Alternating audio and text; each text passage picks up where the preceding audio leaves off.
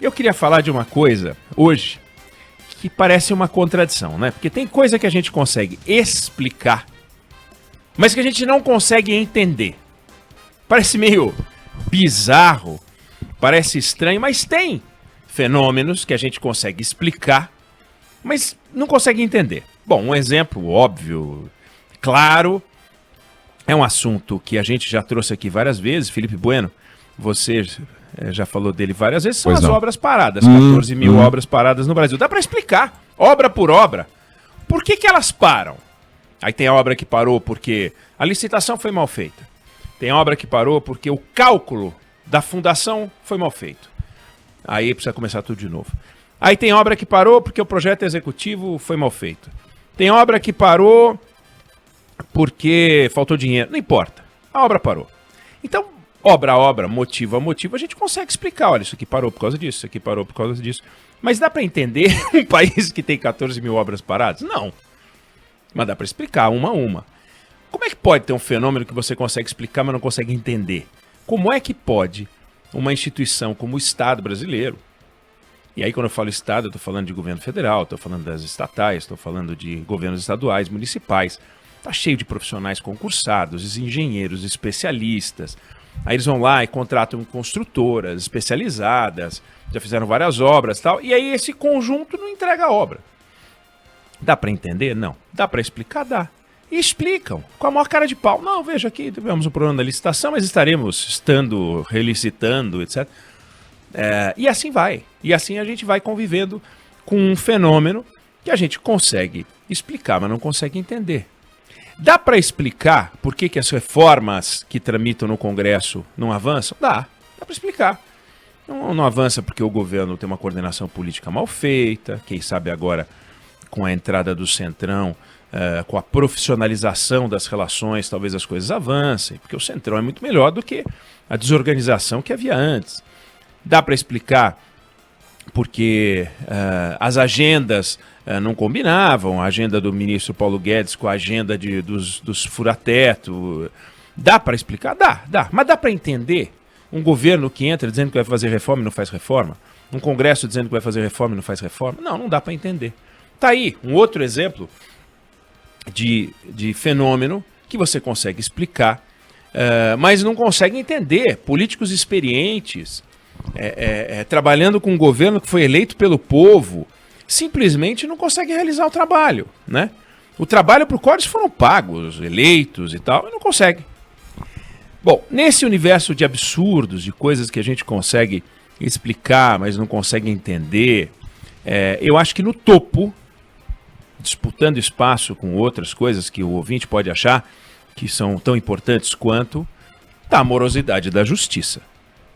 O Poder Judiciário, ele existe por motivos bem objetivos, né? Um deles é esclarecer um fato objetivo. Fulano roubou? Sim ou não? Esse é o papel do Poder Judiciário. Claro, a polícia faz sua parte, o Ministério Público faz sua parte, mas uma hora isso chega no Poder Judiciário, o Poder Judiciário tem que arbitrar. Aconteceu ou não aconteceu o fato? O outro motivo para o qual o Poder Judiciário existe é proteger a sociedade de abusos.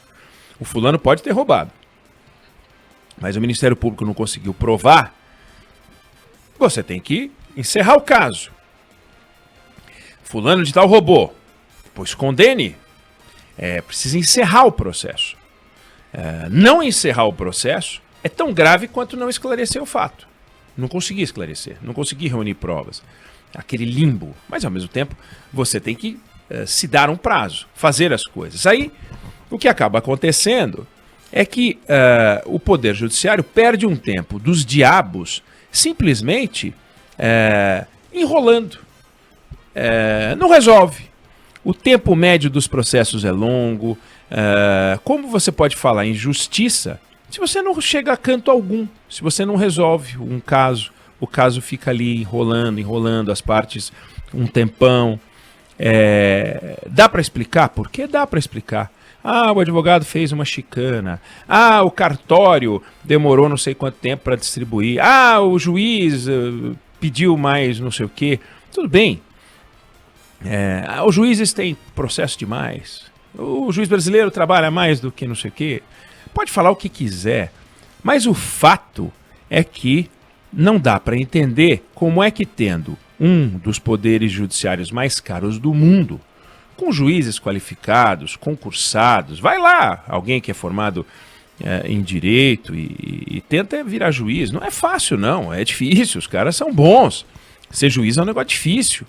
Mas se você tem uma estrutura dessa, com pessoas qualificadas, por que não consegue encontrar uma solução para essa morosidade toda? Por que o Brasil se destaca nessa morosidade toda, né? E os exemplos, eles estão aí em todo lugar. Lembra, antigamente, hoje em dia, acho que nem tem mais isso que eu vou falar. Felipe Bueno e Débora, lembra aqueles programas de auditório que o apresentador jogava pra cima um monte de carta, pegava uma e... Que legal. Não tem mais, né? Vai jogar o quê? Um monte de telefone? Um monte de WhatsApp. Pra ler os WhatsApp. Corre o dedo assim... e aí para. Aperta o botão, né? 999-592-100. A pessoa manda pra gente uma mensagem, a gente vai... e aperta o dedo e fala: temos aqui recebendo a mensagem do telefone final 5236 e tal. Antigamente não, pegava, jogava aquele monte de carta pra cima, pegava a uva e falava: essa aqui é a carta da dona fulana, do seu fulano e tal, então vamos pegar uma carta pra cima e jogar, né? No Rio de Janeiro tramita uma discussão em segredo de justiça envolvendo o inventário de uma mulher que morreu e deixou viúvo e 2 filhos. Um filho deste viúvo e outro filho de outro casamento. Aí o viúvo de um lado e os 2 filhos do outro lado se desentenderam sobre a partilha dos bens desta mulher. E o caso foi parar na justiça para discutir a distribuição dos bens. Bom, você tem disputa apartamento, você tem fazenda, você tem imóveis variados, dinheiro aplicado no banco e tal. E o caso está nas mãos da juíza Marta Elizabeth Falcão Sobreira, 12ª Vara de Órfãos e Sucessões. Bom, quanto tempo é razoável você imaginar que uma disputa entre parentes de alguém que faleceu pode levar? 8 dias. Estou falando de razoável, tá? Não estou falando do tempo da justiça. Você pegar os papéis, ficar 8 dias estudando. 8 dias estudando. É razoável? Não, 8 dias talvez seja pouco. 8 meses. Você pega 8 meses e fica lá mergulhado. É razoável? Bom, pois esse caso tramita há 8 anos. 8 anos. A minha filha mais velha, a Marina, está no 6º ano de medicina. Ao final desse ano, depois de 6 anos, ela vai saber costurar a pele, ela entende de sistema endocrinológico, né? Ela entende do sistema sanguíneo, entende um monte de coisa. E 6 anos ela vai virar médica, né? 6 anos para virar médico. Depois vai fazer a especialização. Em 6 anos você vira médico. Pois em 8 anos você não consegue resolver uma partilha de bens. Não estamos falando de uma guerra. E a Segunda Guerra Mundial levou 6 anos, não é isso? Pô, a gente leva 8 anos para resolver uma partilha de bens de uma família. Também nós não estamos falando de os bens de uma grande multinacional, um grande contrato. Estamos falando de uma pessoa que faleceu, deixou um viúvo, 2 filhos, e tem lá uns bens. Sentar e resolver. Não consegue resolver. Aí os filhos entraram com uma petição para distribuir um pedaço da herança que aparentemente é incontestável. Não há controvérsia. Pois a juíza está com a decisão para arbitrar esse pedido há 1 ano. 1 ano. Eu estou pegando um caso muito simples. Para dar o exemplo, porque você tem no Brasil 50, 60, 70 milhões de ações, e não é que são 50, 60, 70 milhões de coisas complicadas. São uns 50, 60, 70 milhões de ações simples na maioria das vezes. Coisas muito triviais, pedido de pensão alimentícia, discussão sobre um imposto que não foi pago, não foi recolhido, ou foi recolhido a mais, ou parece que foi recolhido a mais, disse que foi recolhido a mais, por aí vai. Pois, no entanto, as coisas levam um tempão, 1 ano, para resolver um negócio que pode resolver em 1 dia, em 1 semana, vai, em 1 mês. E ninguém aqui, eu não estou sugerindo que a juíza Marta Elizabeth Falcão Sobreira é uma pessoa preguiçosa. Ela é a regra do Poder Judiciário, né? Nem estou dizendo que ela não é séria. Ao contrário. Ela é filha de um ex-goleiro, eu fui checar, Felipe Bueno, Martinho Falcão, que foi reserva do Barbosa. Poxa, nos anos 50. Nos anos 50, então. Uhum. E ela se afastou de um caso envolvendo o Vasco, que é o time dela, e o time do pai. Porque a diretoria do Vasco, quando soube que ela era vascaína, deu uma camisa do Vasco para ela. Ela se afastou do caso. Era um caso que envolvia uma briga do Vasco com o Romário. Ela se afastou. Ou seja, uma atitude de uma pessoa séria. Não é uma pessoa que não é séria. Mas, no entanto, o caso não anda.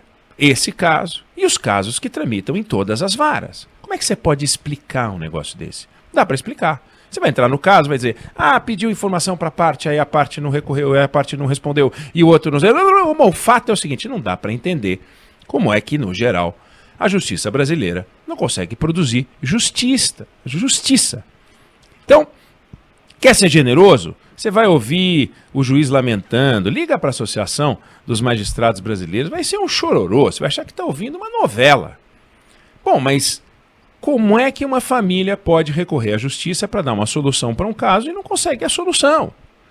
É claro que quando essa solução sair na primeira instância, quando essa juíza resolver fazer esse caso andar, se é que esse caso vai andar, daí depois vai ter recurso para um tribunal superior e vai ter recurso. Esse negócio vai durar 20 anos, 16, 20 anos na justiça. Com 8, 28. Aí você pega 28 anos de tramitação, que não é impossível, bota 20. A filha do casal que tinha 14 vai ter 34. Ela já vai ser mãe, né? Ou poderá ser mãe.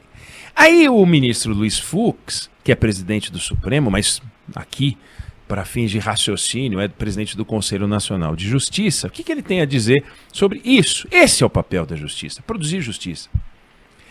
Aí ele fica falando sobre democracia, defesa da democracia, o papel do Supremo como defensor da democracia. Como é que você pode falar em democracia se um direito essencial do ser humano, que é numa briga contra o Estado ou contra uma outra parte, em luta de um direito, em que um dos dois está certo, ou nenhum dos dois está certo, mas cabe à justiça arbitrar, a justiça não arbitra. Então, que adianta falar em democracia se não consegue enfrentar o corporativismo, se não consegue puxar a orelha de um juiz, se não consegue fazer a justiça andar? Os magistrados brasileiros, eles se protegem, eles têm salários altos, eles furam o teto, e muitos dos casos ganham sim muito acima do teto. Tem férias de 60 dias, já pensou? Se eles trabalhassem 30 dias a mais, ou seja, tivessem férias de 30 dias, não é que eles têm 60 dias porque acumulou, porque ficaram um ano sem férias, não. Eles têm direito a 60 dias de férias. São brasileiros com 60 dias de férias. Por que não são os responsáveis por recolher o lixo da cidade, que carregam pesado? Por que não são eles que ficam 60 dias de férias por ano? São os bacanas dos magistrados, 60 dias de férias por ano. Isso interessa para a sociedade? Não, interessa para eles. Então eles continuam a mandar em tudo, no cálculo do próprio salário, na concessão de no auxílios de remuneração de fura-teto, no carro, em direito de estudar fora do Brasil com remuneração. Mordomia. E quando a gente faz uma pergunta desse tipo, o que a gente vai ouvir, não, mas isso é uma agressão ao Poder Judiciário, que é a base da democracia. O Poder Judiciário brasileiro que custa 1,4% do PIB, 3 vezes mais do que o Judiciário da Alemanha. Mas nós temos pouco juiz. Bom, mas escuta, nós já custamos 3 vezes mais do que o Poder Judiciário da Alemanha. E a gente tem uma justiça 3 vezes melhor do que a da Alemanha, ou 1/3 de qualidade, ou 1/6 de qualidade? Pergunta para a família, para as partes que estão nesse caso que eu acabei de citar, não vou citar nomes, corre em segredo de justiça.